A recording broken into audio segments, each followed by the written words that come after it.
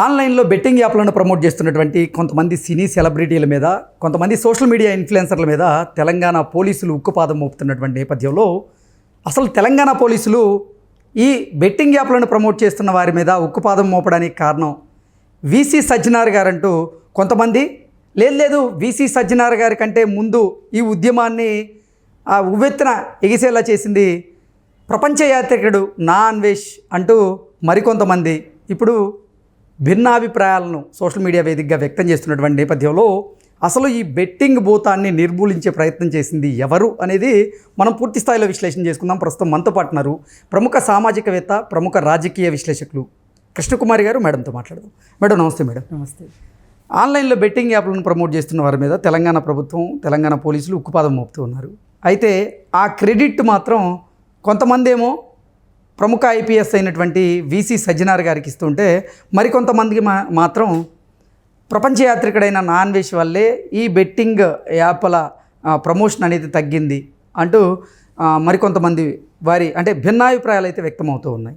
ఏంటి మేడం అసలు నిజంగా ఆన్లైన్లో బెట్టింగ్ యాప్స్ ప్రమోట్ చేస్తున్న వారిని ఎండగట్టే ప్రయత్నం చేసింది ఎవరు అసలు అంటే ఏం చెప్తారు? అసలు మొదటగా ఇట్లాంటి బెట్టింగ్ యాప్లు ఉన్నాయి అనేది చాలామందికి తెలిసేమో, నాకైతే తెలియదు. కానీ నేను మొదటిసారిగా ఒక డిబేట్లో పాల్గొన్నప్పుడు యువ సామ్రాట్ రవి దీన్ని మొదటిసారిగా మాట్లాడాడు. మాట్లాడితే అప్పుడు అతను ఏం చేశాడు, ఎవరి గురించి మాట్లాడాడు, హర్ష సాయి గురించి మాట్లాడాడు. అంటే ఇంత వేళ్ళూనుకుని ఇది ఒక మర్రి చెట్టు మాదిరి వేళ్ళూనుకుని పోయింది అనేది మరి ఆయనకు తెలుసో లేదో తెలియదు, కానీ నేనైతే అనుకోలే. ఎవరో ఈ ఇన్ఫ్లుయెన్సర్ల పేరుతోటి కాస్త చేస్తున్నారేమో అని అనుకున్నాను తప్పితే, ఇంత భూతము, ఇంత మార్కెట్ ఉంది దీనికి, ఇంత పేదల డబ్బు, మధ్యతరగతి వాళ్ళ డబ్బు ఇంతలా వెళుతోంది అనేది మటుకు అర్థం కాల. ఆ రోజు రవి తీసుకొచ్చినప్పుడు, బయటికి తీసుకొచ్చినప్పుడు రవి మీద కూడా దాడి చేసి, రవి మీద ఏదో కేసు పెట్టించి, అంటే అతని దగ్గర డబ్బులు ఉన్నాయి కదా, పెట్టించి అతన్ని కూడా జైలుకి పంపించాడంట. ఇది ఒక పార్శ్వం. అయితే ఆ రోజు అతను హర్ష సాయి ఎక్కడా మీడియాలోకి వచ్చి అతను ఒక రకంగా స్లాట్ కొనుక్కుని మరి తన గొప్పతనం గురించి చెప్పుకున్నాడు. హర్ష సాయి ఒక 4-5 ప్లాట్ఫామ్స్ మీద చెప్పుకున్నాడు. ఏం చెప్పాడు ఆ రోజు అంటే, హర్ష సాయి చాలా చాలా తెలివిగా, అసలు ఎదురుగా కూర్చున్న వాళ్ళు చెవులో క్యాబేజీ పూలు పెట్టుకున్నారా అన్నంత లెవెల్లో, అసలు యాంకర్కి ఏమీ తెలియదు అన్నట్లుగా అతను మొత్తం చెప్పుకొచ్చుకున్నాడు. ఏమని చెప్పాడు, ఇప్పుడు నాకున్న ఇన్ఫ్లుయెన్స్ని బట్టి నాకు కాంట్రాక్ట్ వచ్చింది, నాకు హెవీ అమౌంట్ ఇచ్చారు, 500 కోట్ల నుంచి 1000 కోట్ల వరకు నాకు వచ్చింది. అదే నేను చెయ్యను అన్నాను అనుకోండి, వేరే వాళ్ళకి ఇస్తే ఒక 4-5 ఇచ్చేవాళ్ళు ఆ కాంట్రాక్టు. ఆ 4-5 కాంట్రాక్ట్ ఇస్తే ఆ 4-5 మాట్లాడితే ఇంకెక్కువ మంది ఇన్ఫ్లుయెన్స్ అయ్యేవాళ్ళు కదా. నేను కాబట్టి చాలా జాగ్రత్తగా చెప్పాను కాబట్టి తక్కువ మంది ఇన్ఫ్లుయెన్స్ అయ్యారు అని చెప్పాడు. చెప్తే నాయన, నువ్వు నిన్నగాక మొన్నొచ్చావు, గుడ్డొచ్చి పిల్లని ఎక్కిరిచ్చినట్టుంది ఇది వ్యవహారము, తాతకు దగ్గులు నేర్పినట్టుంది నాయన. నువ్వు అడ్వర్టైజ్మెంట్ ఇచ్చేవాడు ఇన్ని డబ్బులు పెట్టి ఇచ్చినప్పుడు దానికి తగ్గ ఫలితం కావాలనుకుంటాడా, లేకపోతే జాగ్రత్తగా చెప్పేవాడు, తక్కువ ప్రమాదం ఉండేటట్లు చెప్పేవాడు కావాలనుకుంటాడా? నాయన నువ్వు ఎవరికైనా చెప్పు, మాకు చెప్పపాకు అని, నీ తెలివితేటలకి జోహార్లే అని మాలాంటి వాళ్ళు మాట్లాడాము. అప్పుడు మాట్లాడి అసలు ఇప్పుడు ఈ వేలేడంత లేని వాళ్ళు ఏదో ప్రపంచమంతా మాకే తెలుసు అన్నట్లు మొత్తం మేము నియంత్రించగలుగుతున్నాము, ఇన్ఫ్లుయెన్సర్లది మాదే రాజ్యం అనేలాగా అంత ఓవర్ యాక్షన్ అక్కర్లేదు అని చెప్పి మాట్లాడిన తర్వాత ఇంకొన్నాళ్ళు పోయిన తర్వాత ఇదే హర్ష సాయి మీద ఒక హీరోయిను కమ్ ప్రొడ్యూసరు కేసు పెట్టింది. ఆ సందర్భంలో ఇతను దొరక్కోకుండా బెయిల్ తీసుకొచ్చుకుని, యాంటిసిపేటరీ బెయిల్ తెచ్చుకుని కానీ ఆ బెయిల్ పేపర్ పట్టుకుని పోలీస్ స్టేషన్కి వచ్చాడు. అంతవరకు అతను ఎక్కడున్నాడో చాలా మందికి తెలుసు. చాలా మందికి కాంటాక్ట్లో ఉన్నాడు. ఎందుకంటే ఇప్పుడు మన మీడియాలో కూడా ఒకరిద్దరు ఉన్నారు, ఎవరు ఎదవ పని చేసి దొరుకుతారా వాళ్ళని సమర్థించాలి అని కూర్చునే వాళ్ళు ఉన్నారు కొంతమంది. వాళ్ళు పనిగట్టుకుని తప్పేముంది, అసలు ఆ అమ్మాయి దగ్గరే చాలా తప్పులు ఉన్నాయి, హర్షసాయిది తప్పే లేదు, హర్షసాయి చిన్నపిల్లోడు, ఆ అమ్మాయి మోసం చేసింది, అసలు ఆ అమ్మాయి వేరే వాళ్ళతో మాట్లాడిన call recordings, video clippings, audio clippings అవి రిలీజ్ చేశారు. ఇప్పుడు ఇక్కడ కేసు ఏంటి, ఆ అమ్మాయి ఇతని మీద కేసు పెట్టింది, ఇది ఎవరు ఛేదించాలి ఆ కేసుని? మీడియా ట్రయల్స్లో కాదుగా, పోలీసులు ఉన్నారుగా దీనికి. ఒకవేళ పోలీసులు ఫెయిల్ అయితే పోలీసులు దీని గురించి పనిచేసే విధంగా మనము పుష్ చేస్తాం మనం. అలాగే సరిగా చెయ్యకపోతే ఎందుకు సరిగా చేయరు, ఇది మీ బాధ్యత అని చెప్తాం తప్పితే అరే మీకేం చేత కాదు అసలు మేం చేస్తాము అని వెళ్ళటానికి ఇదేమి డిటెక్టివ్ ఏజెంట్ కూడా కాదు. డిటెక్టివ్ ఏజెంట్ కూడా పరిశోధన చేసే హక్కు ఉంటుంది తప్పితే పోలీసులను కాదని చేసేంత హక్కు ఉండదు డిటెక్టివ్లకు కూడా. అంటే వీళ్ళ దోవన వీళ్ళు ఏవైనా ఆధారాలు సేకరించి ఆ ఆధారాలని పోలీస్ శాఖకి ఇస్తారు తప్పితే వీడు చేశాడు వీడు చేయలేదు అని మీడియా ట్రయల్ అయితే వేసే హక్కు లేదు. ఇక ఆ అమ్మాయికి నెగిటివ్గా మొత్తం ఒక వాతావరణాన్ని సృష్టించేసేసారు. సరే సృష్టించేసిన తర్వాత ఇక ఆ అమ్మాయి కూడా కొంచెం వెనక్కి తగ్గినట్టుంది. సో ఈ హర్షసాయి అనేవాడు ఎప్పుడుకో బయటకు వచ్చాడు, ఏది ఆ బెయిల్ పేపర్స్ పుచ్చుకుని బయటకు వచ్చాడు. అంటే వీడు చాలా చాలా నేను చాలా పనిమంతుణ్ణి చాలా ధీమంతుణ్ణి అని చెప్పుకుంటాడు కదా, బెయిల్ పేపర్ లేకోకుండా అరెస్ట్ ఎక్కడ చేస్తారో అని చెప్పి దాక్కునేవాడు. వీడు తప్పు చెయ్యకపోతే అసలు వీడికి అంత ధైర్యం ఎక్కడిది? ఇప్పుడు రాజ్ కూడా స్టేషన్కి వచ్చాడు, తర్వాత హైకోర్టులో క్వాష్ తెచ్చుకున్నాడు, ముందైతే పోలీస్ స్టేషన్కి వెళ్ళాడు కదా, ఇతను ఎందుకు హాజరు కాలే అంటే ఎంత పిరికివాడో అర్థమవుతుంది. సరే ఈ హర్షసాయి అది అయిపోయిన తర్వాత ఈ ఫస్ట్ ఏమో బెట్టింగ్ యాప్ల గురించి, తర్వాత ఏమో దీని గురించి బయటకు వచ్చిన తర్వాత ఇది ఇలా ఉన్న టైంలో మరి పాపము ఆ యువ సామ్రాట్ అవకాశం దొరికినప్పుడల్లా మాట్లాడుతూనే ఉన్నాడు. ఈ బెట్టింగ్ యాప్లు వీటికి ఈ నేర సామ్రాజ్యానికి సంబంధించి ఆయన ప్రతి కథలకి రికార్డ్ చేసి దానికి సంబంధించిన పేపర్లన్నీ పట్టుకొని ఓ ఫైల్ వేసుకుని తిరుగుతుంటాడు. ఆయన పోరాటం ఆయన చేశాడు. చేసిన తరువాత ఇది అన్వేషకు తెలిసింది. ఈ హర్షసాయి ఒక్కడే కాదు, చాలా మంది ఉన్నారు అనే సంగతి బయటకు వచ్చింది, న్యూస్ వస్తా ఉంది బయటికి. ఇది అన్వేష్ పట్టుకున్నాడు ఈ న్యూస్.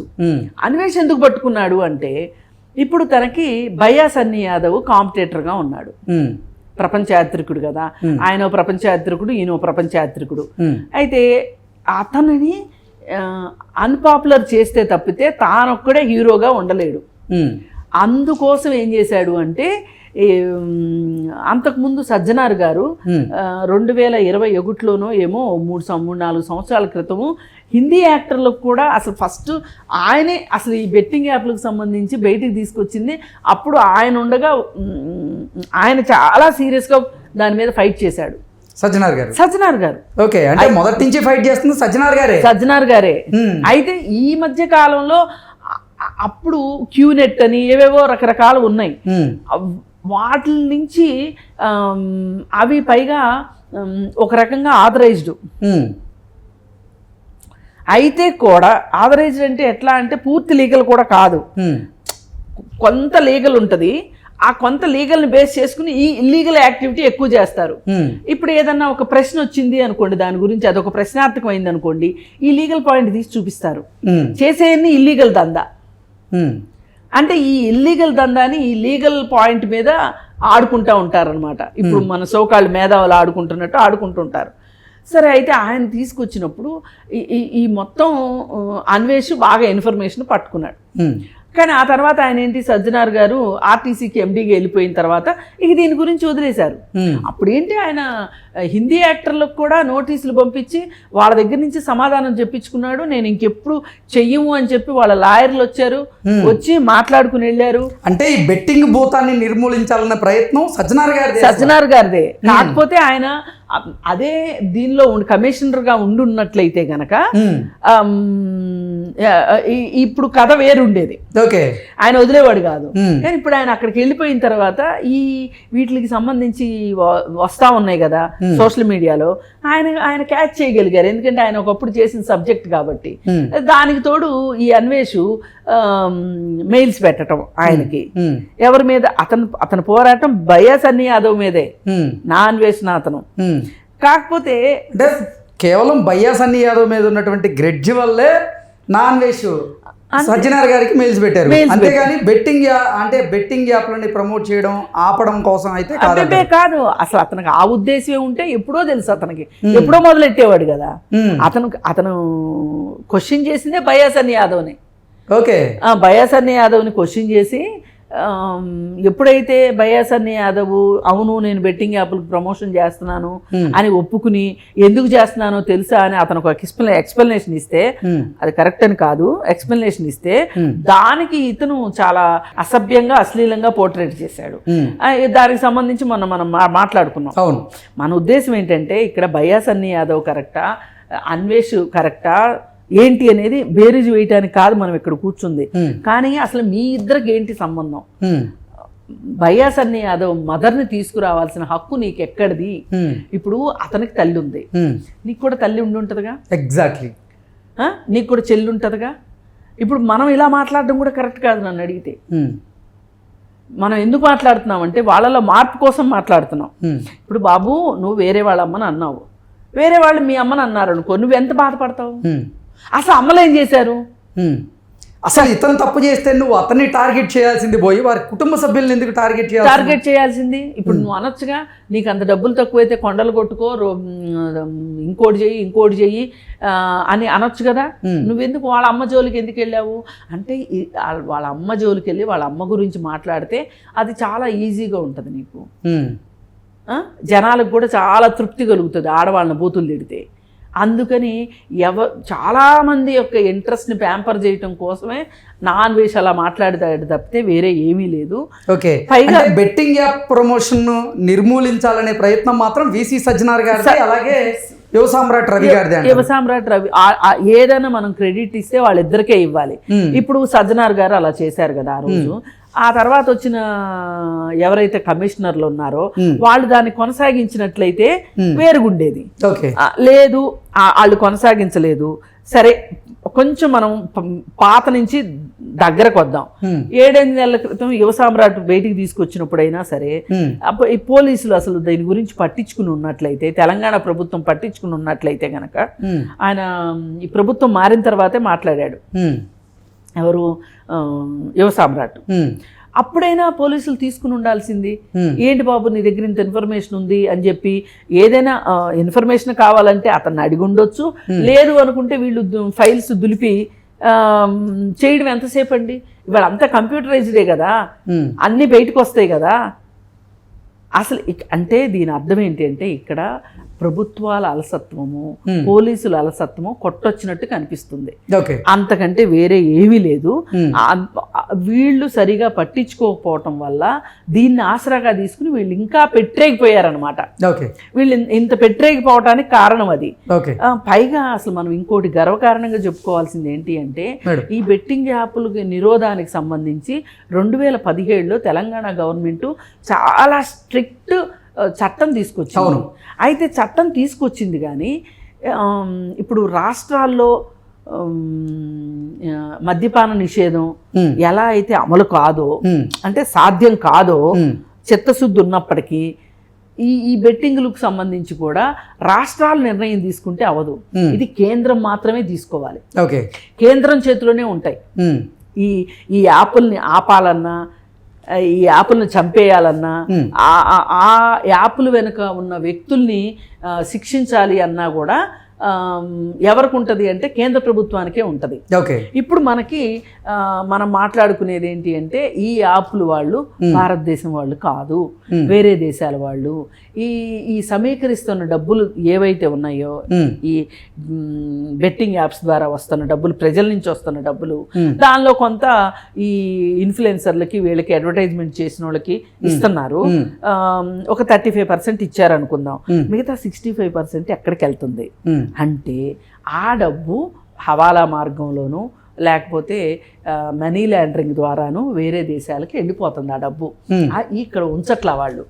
అందు గురించి ఇప్పుడు ప్రభుత్వం చేయాల్సింది ఏంటంటే, కేంద్ర ప్రభుత్వం దేశం మొత్తానికి సంబంధించి ఒక ఏకీకృత చట్టం తీసుకురావాలి. ఇప్పుడు కొంతమంది సోషల్ మీడియా ఇన్ఫ్లుయెన్సర్లు కూడా, అంటే ఎవరైతే బెట్టింగ్ యాప్లను ప్రమోట్ చేసి వారి మీద కేసులు నమోదయ్యాయో వారు కొంతమంది స్పందిస్తూ, కేవలం సోషల్ మీడియా ఇన్ఫ్లుయెన్సర్లు మాత్రమే కాదు కదా ఈ బెట్టింగ్ యాప్లను ప్రమోట్ చేస్తుంది, తెలుగు చిత్ర పరిశ్రమలో ఉన్నటువంటి కొంతమంది సినీ ప్రముఖులు వీటిని ప్రమోట్ చేస్తూ ఉన్నారు, అలాగే బాలీవుడ్లో ఉన్నటువంటి స్టార్ హీరోలు కూడా వీటిని ప్రమోట్ చేస్తూ ఉన్నారు, మా మీదే యాక్షన్ తీసుకుంటున్నారు. మరి బాలీవుడ్లో ఉన్నటువంటి స్టార్ హీరోల మీద, అలాగే టాలీవుడ్లో ఉన్నటువంటి ప్రముఖ సినీ ప్రముఖుల మీద ఎందుకు మీరు యాక్షన్ తీసుకోవట్లేదు అంటూ వారు కమెంట్లు చేస్తున్నారు. దీని మీద ఏమంటారు మేడం? ఇప్పుడు మియాపూర్ పోలీస్ స్టేషన్కి ఒక వ్యక్తి వచ్చాడు.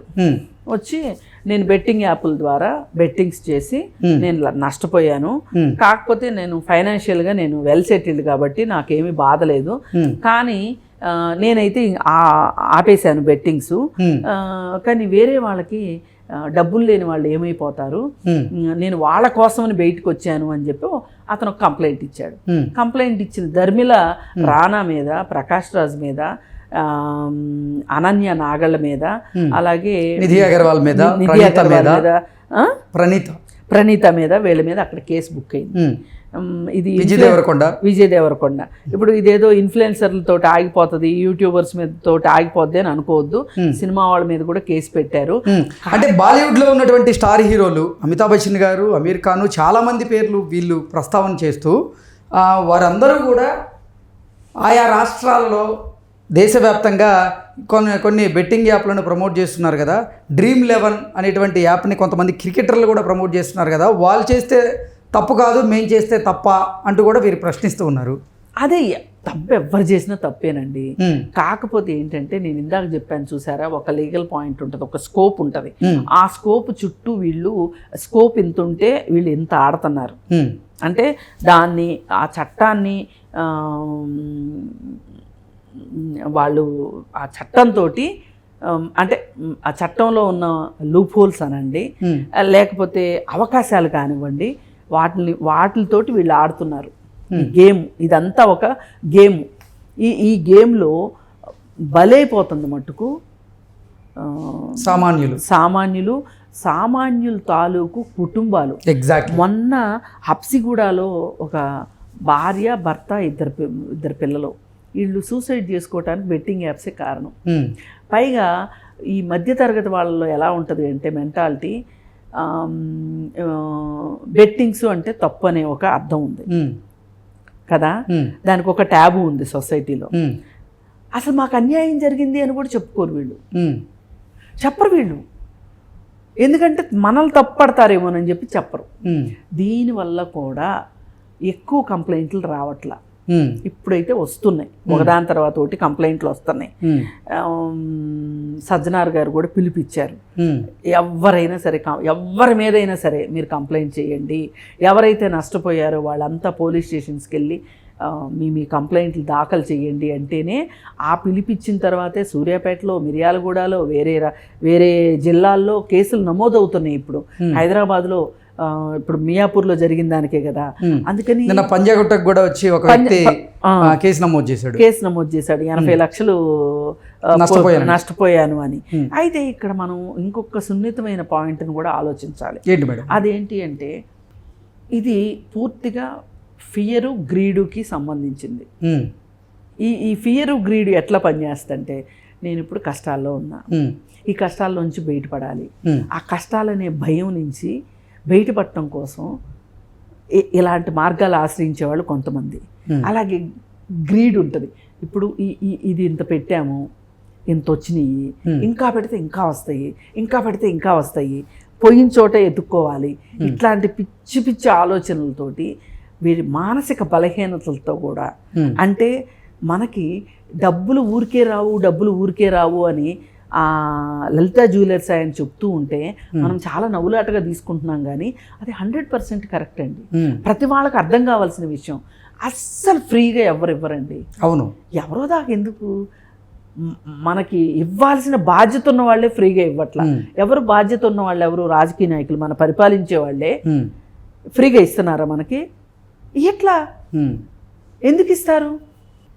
అందుకోసం మనం జాగ్రత్త పడాల్సింది ఎక్కడంటే, మనుషులు ఇది మనకేంటి రేపు నష్టం తీసుకొచ్చేది ఏంటి? ఇప్పుడు నేను పూర్తి బికారిని అయిపోతా, అప్పులు చేసేస్తా, నా భార్య పిల్లల పరిస్థితి ఏంటి? ఇప్పుడు నేను సూసైడ్ చేసుకుని చచ్చిపోయాను అనుకోండి, ఇప్పుడు మన 2024 సంవత్సరంలో 1100 మంది సూసైడ్ చేసుకున్నారు ఒక్క తెలంగాణ రాష్ట్రంలో. ఈ లెక్కన దేశం మొత్తంలో పరిస్థితి ఎట్లా ఉందో చూడండి. దేశం మొత్తంలో ఇప్పుడు 60% ఫోన్లు బెట్టింగ్ యాప్స్ని డౌన్లోడ్ చేసుకుని ఉన్నాయి.